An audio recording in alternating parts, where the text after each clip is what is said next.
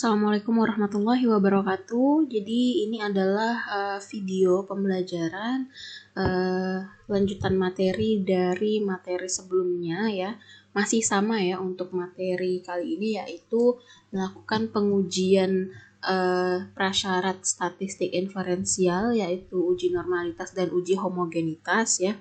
Bedanya adalah kalau kemarin kita menghitungnya itu menggunakan cara manual, nah ini akan kita hitung menggunakan aplikasi pengolahan data statistik, yaitu SPSS. Jadi memang SPSS ini sangat familiar ya untuk pengolahan data, baik pengolahan data untuk mata kuliah maupun pengolahan data ketika penyusunan skripsi ya. Nah, jadi saya harapkan mahasiswa sekalian dapat memiliki aplikasi SPSS ini, bisa di-download sendiri secara pribadi ya. Bentukan tampilan SPSS-nya kurang lebih seperti ini. Bebas ya, mau SPSS yang tipe berapa. Kalau yang saya punya ini adalah SPSS seri ke-20 ya. Sekarang sudah 20 lebih bahkan untuk SPSS-nya. Nah, akan saya jelaskan terlebih dahulu ya. Jadi kalau kemarin kita punya data, misalnya ini sama ya datanya dengan pertemuan yang lalu ya. Nah, kali ini kita akan menganalisis data tersebut menggunakan aplikasi SPSS seperti itu. Kita uji dulu uji normalitasnya di sini ya. Misal data yang kita punya di sini 4, 0, 8, 6, 14 dan 10 ya. Nah, di sini saya harapkan nanti kalau misalkan disuruh melakukan, misalnya saya berikan soal, ada data dan nanti ada tabel SPSS-nya, kalau saya minta untuk melakukan analisis, silahkan dituliskan seperti ini ya. Tuliskan hipotesisnya, terus taraf signifikansi, statistik uji yang digunakan seperti apa. Nah, jadi diikuti langkah-langkah ini ya. Nah, di sini H0-nya itu sampel berasal dari populasi yang normal, kemudian H1-nya sampel tidak berasal dari populasi yang normal. Nah, data ini tadi kita masukkan dulu ke SPSS-nya ya, 4, 0, 8, 6, 14, 10. Kalau datanya banyak, boleh di-copy dulu ke Excel ya, atau dibuatkan tabel dulu di Word-nya juga tidak apa-apa.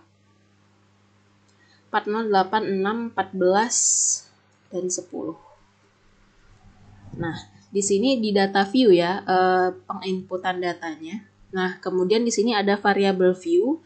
Nah, variable view ini nanti ini bisa kita ganti, misalnya ini nanti akan menjadi data score misalnya. Nah, ini supaya tadi desimalnya itu tidak ada.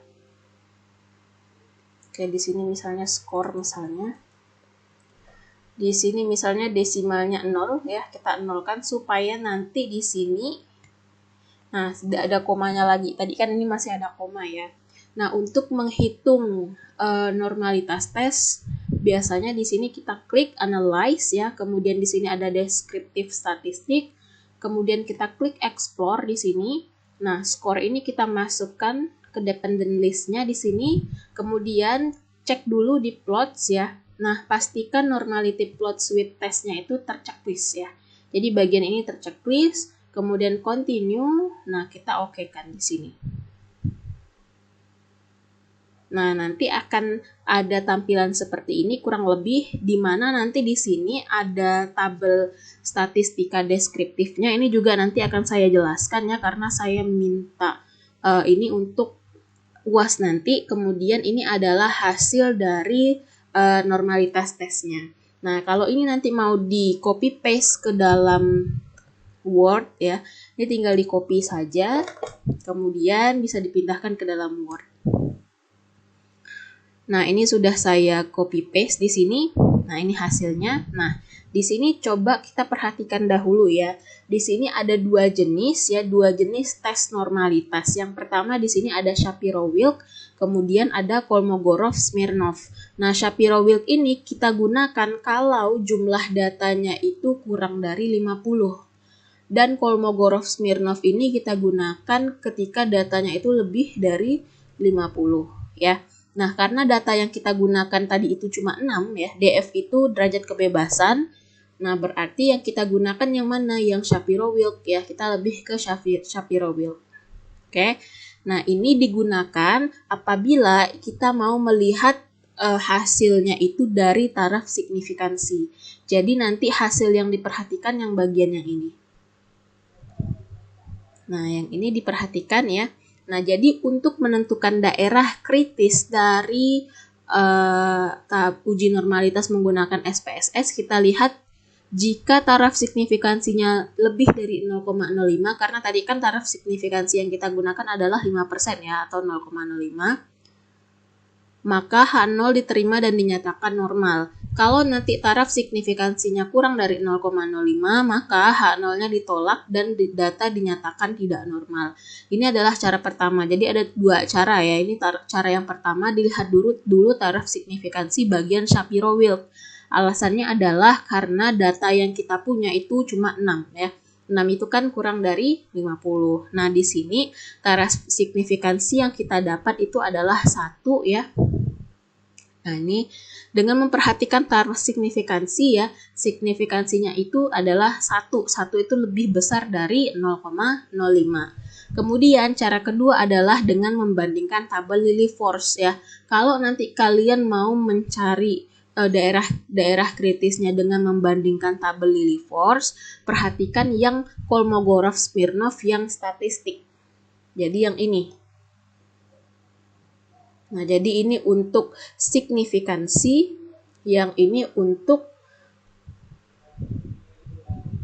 nah yang ini adalah L hitung, Lilliefors ya. Karena seperti yang saya bilang di pertemuan sebelumnya, untuk uji normalitas kita menggunakan uji Lilliefors, di mana untuk melihat L hitungnya itu dilihat dari yang ini, yang Kolmogorov-Smirnov.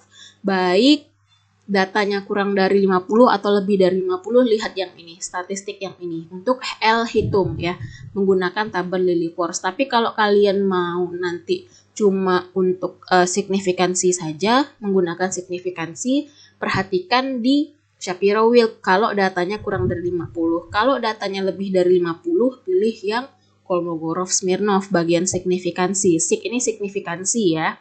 DF ini jumlah data ya. Statistik ini yang ini adalah L hitung atau bisa kita sebut sebagai Lilliefors hitungnya. Nah, ini 0,102 ini yang titik 1,102 ini artinya 0,102 ya. Jadi ini kita bandingkan dengan tabel Lilliefors. Nah, tabel Lilliefors karena kita punya data 6 dan taraf signifikansinya 0,05, maka L tabelnya adalah 0,319 ya. 0,319 di sini. Nah, sehingga apa? Sehingga L hitungnya tadi ya 0,102. L hitung yang kita dapat tadi yang ini yang di tabel. Nah, ini 0,102 itu nilainya lebih kecil daripada 0,319 yang kita dapat dari nilai kritis L untuk uji Lilliefors. Yang ini ya, lebih kecil nilainya. Sehingga nanti H0 diterima dan dinyatakan normal. Kalau menggunakan tabel Lilliefors ya, tabel Lilliefors ini harus kita gambarkan kurvanya untuk membuktikan bahwa dia itu berada pada daerah penerimaan H0. Nah, yang kita tulis, yang ini kan L tabel ya. Yang ini L tabel. Nah, L tabelnya misalnya di sini. Ini 0,319, oke. Nah, di sini ini adalah L hitung. Ini kan garis bilangan ya. Otomatis 0,1 itu ada di sini kalau di garis bilangan kan. Nah, ini yang sebelah kanan dari titik ini itu adalah daerah penolakan H0. Yang di sebelah kanan yang ini, nah bagian yang ini ya, bagian yang ini adalah daerah penerimaan H0. Jadi saya bebaskan mau pakai yang L hitung atau pakai taraf signifikansi. Jadi nanti hasilnya sama saja seperti itu. Nah, nanti di sini didapat ya. Karena tadi taraf signifikansinya lebih dari 0,05 yaitu 1 ya. Dengan memperhatikan L hitung juga, maka H0 untuk data ini diterima. Sehingga kesimpulannya apa? Kesimpulannya adalah data berdistribusi normal ya. Nah, ini untuk uji normalitas menggunakan SPSS. Jadi tidak panjang komputasinya. Kalau yang kemarin yang manual itu kan lumayan cukup panjang ya. Nanti jadi silahkan dilihat SPSS-nya masing-masing ya. Saya harap setiap mahasiswa punya aplikasinya gitu. Karena memang nanti dipakai untuk skripsi juga dan mata kuliah lainnya. Nah, tadi di SPSS ini ada tabel deskriptif yang ini. Nah, yang ini ya, yang agak besar ini tabelnya deskriptif. Nah, ini nanti saya minta analisis statistika deskriptifnya.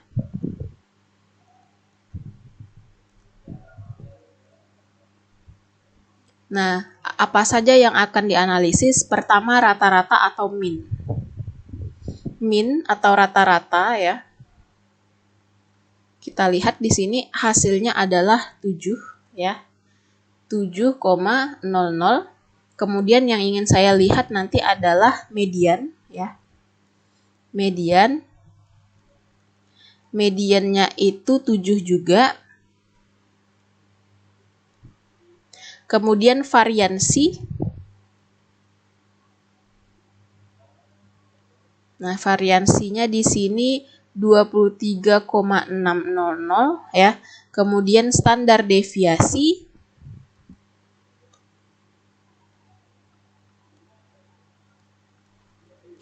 ini 4,857 ya. Kemudian range ya. Range itu nilai tertinggi dikurang nilai terendah ya. Jadi range-nya itu adalah 14. Nah, jadi kalau nanti di soal saya minta analisislah data statistika deskriptifnya, silahkan jawabnya seperti ini. Nah, silahkan jawabnya seperti ini ya. Seperti ini saja gitu. Jadi dianalisis berapa nilai min, median, variansi, standar deviasi, dan nilai range-nya. Nah, kita lanjut ke uji homogenitas ya. Kalau uji homogenitas, kemarin kita menggunakan uji Bartlett ya. Ini sama ya, kita tuliskan dulu hipotesisnya. Untuk hipotesis uji homogen seperti ini ya.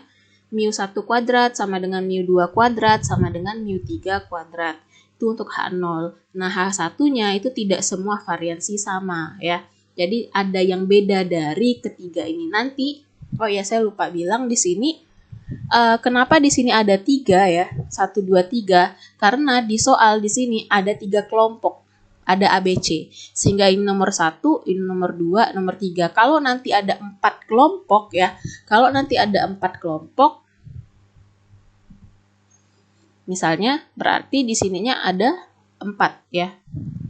Nah, variansinya ada 4. Kalau cuma ada 2 kelompok ya, berarti di sini cuma ada 2 seperti itu. Nah, itu kenapa sebabnya di sini 1, 2, dan 3 karena di sini kita punya 3 kelompok data ya. 3 kelompok data. Nah, oke. Nah, taraf signifikansinya masih sama, kita pakai 0,05 atau 5%. Kemudian statistik ujinya tetap sama, uji Bartlett, tapi kita hitung pakai aplikasi SPSS. Nah, untuk komputasinya di sini ya, di sini kan ada 3 kelompok ya. Nah, di sini kita tuliskan dulu seluruh datanya di sini, di mana data yang dari nomor 4 sampai 6 itu adalah kelompok 1 misalnya. Ya, ini kelompok 1. Jadi maksud dari 1, 2, 3 ini di sini.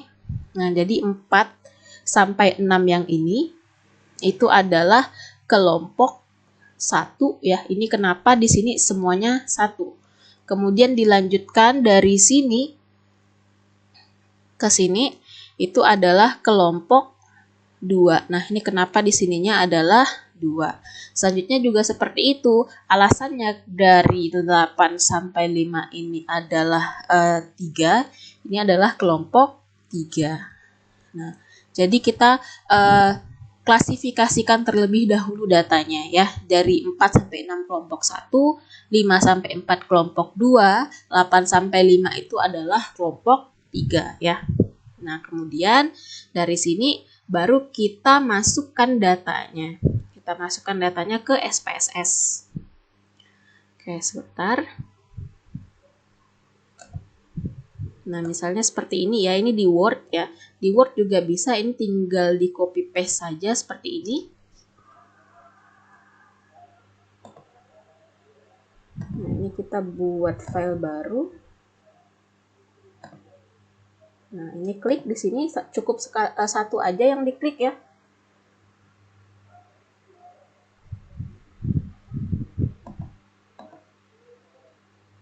Oke, sebentar.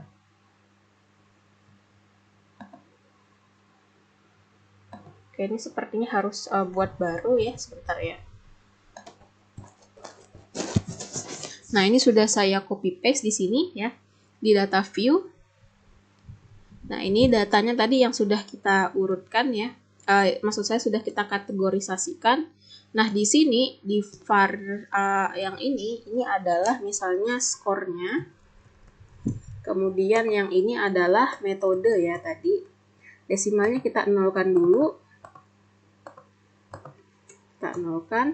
Kemudian, nah di bagian yang tadi kita kategorisasikan itu yang di bagian metode yang ada 1, 2, 3 itu kita kasih label ya. Dimana untuk label pertama itu adalah metode A. Nah ini, kemudian yang label yang kedua tadi yang metode B. Kemudian terakhir yang nomor 3 tadi itu adalah metode C. Nah, sudah seperti ini kita okekan, kita kembali ke data view. Nah, ini seperti ini bentuknya. Kemudian untuk melakukan uji homogenitas ya, kita klik analyze ya di sini, kemudian kita klik di sini compare means ya. Kemudian kita pilih one way ANOVA. Nah, di sini skor yang tadi yang bagiannya ini kita masukkan ke dependent list. Kemudian metode kita masukkan ke dalam faktor. Cek dulu options-nya, pastikan bahwa homogeneity of variance test-nya itu di checklist ya. Kemudian baru kita klik continue di sini. Nah, baru kita okekan, nanti akan keluar datanya. Nah, ini adalah hasil tes homogenitas variansinya. Ini karena saya menggunakan SPSS tipe 20, jadi tabelnya lebih sederhana ya. Cuma seperti ini. Tapi nanti kalau misalkan ada di antara kita yang menggunakan SPSS di atas 21, biasanya tabelnya tidak sesederhana ini. Nanti pilih saja homogeneity by mean ya. Jadi berdasarkan rata-rata. Nah, ini nanti kita copy paste di sini. Setelah kita copy paste di sini, nah untuk melihat homogenitas data, kita perhatikan lagi taraf signifikansinya. Bagian taraf signifikansi yang ini ya, di sini aturannya adalah kalau taraf signifikansinya itu lebih dari 0,05 maka H0-nya diterima sehingga data dinyatakan homogen ya. Kalau nanti taraf signifikansinya bagian yang ini itu dia kurang dari 0,05 maka H0-nya ditolak dan data dinyatakan tidak homogen. Nah, berdasarkan data di sini ya, data yang di sini diperlihatkan bahwa taraf signifikansinya itu dia lebih dari 0,05 ya. Yang kita dapat adalah 0,631. Ingat titik itu di depan titik adalah 0. Jadi di sini artinya, nah arti dari titik 631 itu dia sama dengan 0,631 ya. Nah di sini taraf signifikansi yang kita dapat adalah 0,631 itu lebih dari 0,05. Sehingga apa tadi dalam aturannya, kalau taraf signifikansi yang kita dapat nilainya lebih dari 0,5, maka H0-nya diterima ya. H0-nya diterima, kemudian artinya apa kalau H0-nya diterima? Kalau H0-nya diterima, maka data kita dinyatakan memiliki variansi yang sama atau homogen. Nah, seperti itu. Bagaimana cara mencari nilai uji normalitas dan uji homogenitas menggunakan SPSS ya. Nah, setelah ini saya akan masuk kalau uji normalitas dan homogenitas itu prasyarat. Nah, jadi di sini untuk materi selanjutnya, jadi uji normalitas ya dan uji homogenitas. Nah, ini adalah prasyarat ya. Prasyarat uji statistika parametrik. Nah, kalau kedua hal ini sudah memenuhi, ya sudah normal dan sudah homogen, maka langkah selanjutnya adalah kita melakukan uji hipotesis. Uji hipotesis ini kita menggunakan uji T ya. Nah, uji T. Nah, setelah ini akan saya bahas bagaimana melakukan pengujian hipotesis dengan menggunakan uji T dan menggunakan SPSS. Jadi silahkan ditunggu saja videonya. Terima kasih atas perhatiannya. Assalamualaikum warahmatullahi wabarakatuh.